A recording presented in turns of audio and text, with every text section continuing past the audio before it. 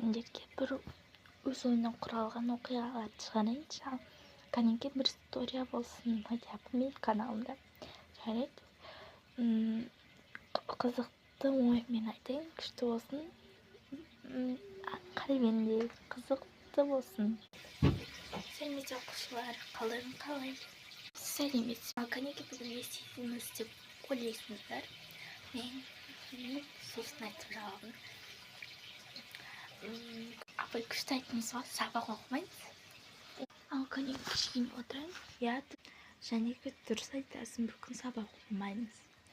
Бүгін сабақтың орнына сендер кішкентай кездеріңмен таныстырамыз.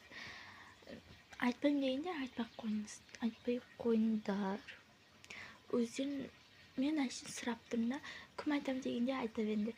Маған ең қызығы Жанеркеден басқа тағы да 3 қызық болып тұр. Жарайды. Айтпай қойын, сендер өздерін таңдайсыңдар. Апай біздің қанатында қызық қоймыз, сіздікінде тыңдайықшы. Қалай айтсам болады.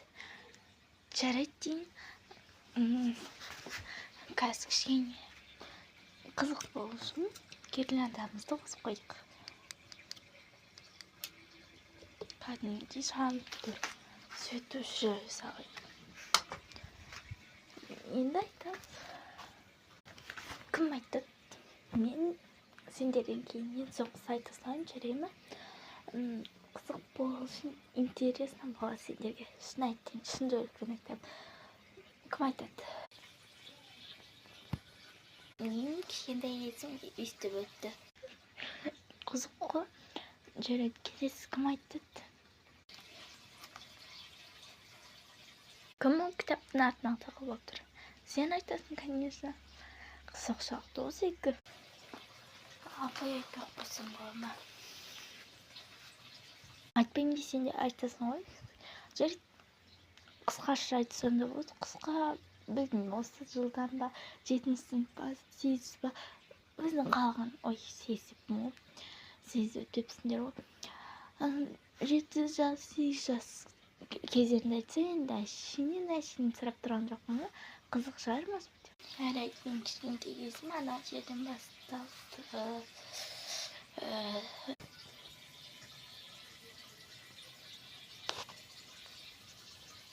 Короче, істемеді. Жарайды. Келесі кім айтты? Апай сұрақ бар ма? Апай қазір сіз айтсаңыз біздің орнымызға. Жарайды, айтайын. Мұхит тыңдаңдар.